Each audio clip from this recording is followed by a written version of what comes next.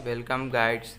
मैं अपने YouTube channel math master में आप सभी का स्वागत करता हूं। पिछले वीडियो में मैंने आप सभी को सिखाया था कि रेकरिंग डिजिट को सिंपलेस्ट फॉर्म में या फ्रैक्शनल फॉर्म में कैसे लिखते हैं। इस वीडियो में मैं आप सभी को एक 10th का बहुत इम्पोर्टेंट क्वेश्चन बताने जा रहा हूं, जो है √3 इरेशनल कैसे है। तो हम लोग ने 9th क्लास में भी ऐसे कुछ सवाल पढ़े थे जिसे प्रूव करने के लिए हम गलत मानते हैं। वैसे ही √3 को भी हम पहले रेशनल मान लेंगे। अगर ये आपको अगर इस सवाल में आप कहीं दिक्कत हो तो आप हमें कमेंट करके बता सकते हैं। आइए तो इस सवाल को हम पहले बनाते हैं।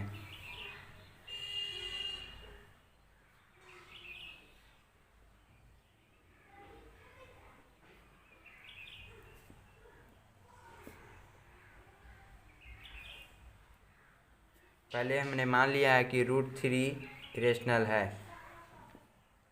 और आप लोग जानते हैं कि कोई भी नंबर अगर रेशनल है तो उसे हम p/q के फॉर्म में लिख सकते हैं।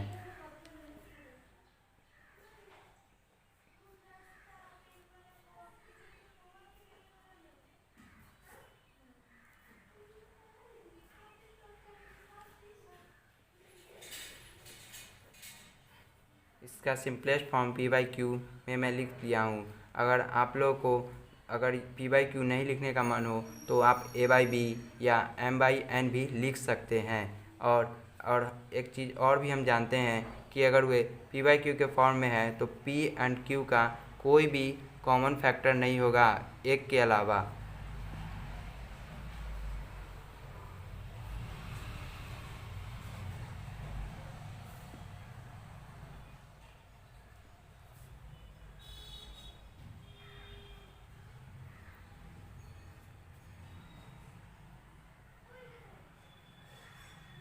और एक and q not equal to 0। अगर q 0 हो जाएगा तो ये इनफाइनाइट हो जाएगा, इसे हम सॉल्व नहीं कर पाएंगे।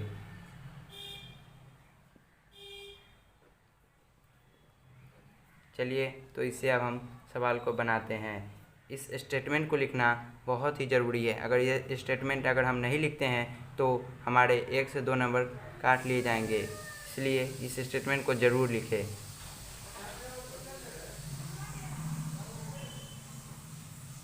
मैंने यहाँ पर लिख दिया है √3 बराबर p/q, क्योंकि हमने √3 को रेशनल माना है और इसका सिंपलेस्ट फॉर्म p/q होगा।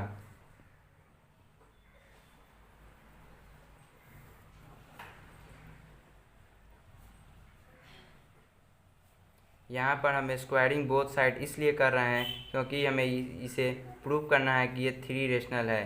आगे देखिए ये कैसे होगा। स्क्वायर करने के बाद √3 का स्क्वायर 3 हो जाएगा, और p/q है तो इसे होल स्क्वायर p²/q² हो जाएगा। इसे हम लिख सकते हैं इसे हम p² बराबर 3q² भी लिख सकते हैं। इसे यहाँ पर 3 p² का फैक्टर होगा, इसे हम लिखेंगे 3 is a factor of p²। अगर 3 p² का फैक्टर होगा तो 3 also a factor of p होगा।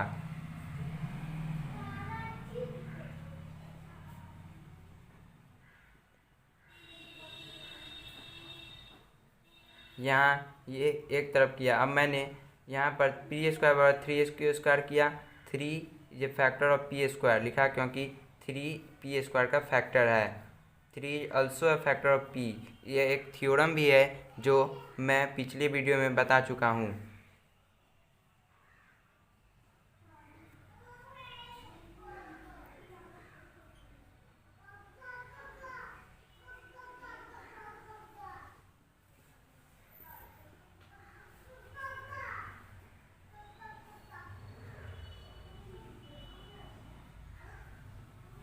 यहाँ पर आप लोग सोच रहे होंगे कि मैंने p बराबर 3n क्यों मान लिया है। मैंने इसलिए p बराबर 3n माना है क्योंकि मुझे इसे दिखलाना है कि इसका 1 के अलावा भी अदर फैक्टर है। इसलिए मैंने यहाँ पर p बराबर 3n मान लिया है। जहाँ पर n कोई अलग इंटीजर है।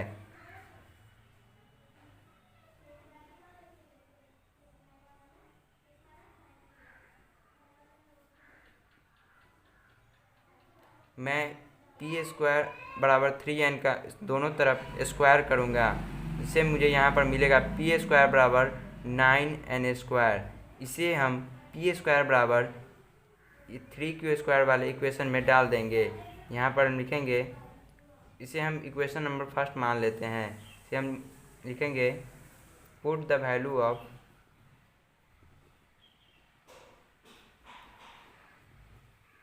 P square in first equation.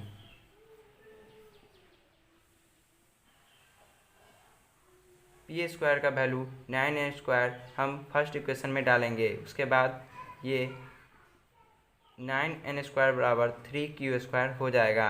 यहाँ 3 से ये कट जाएगा, 3 बार में 3n स्क्वायर बराबर q स्क्वायर हो जाएगा।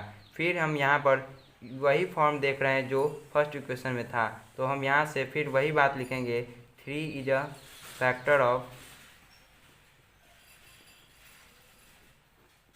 q square, 3 is a factor of p square. तो फिर हम वही बात लिखेंगे, 3 is also a factor of p।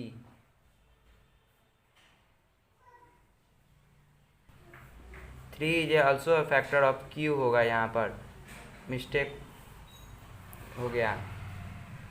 अब यहाँ पर हम देख रहे हैं कि 3 p का भी फैक्टर है और 3 q का भी फैक्टर है, और हमने पहले ही मान रखा है कि p एंड q का कोई भी कॉमन फैक्टर नहीं होना चाहिए 1 के अलावा, पर यहाँ पर 3 इसका फैक्टर हो रहा है। इसलिए हम यहाँ पर लिखेंगे आवर एजम्पशन इज रॉन्ग।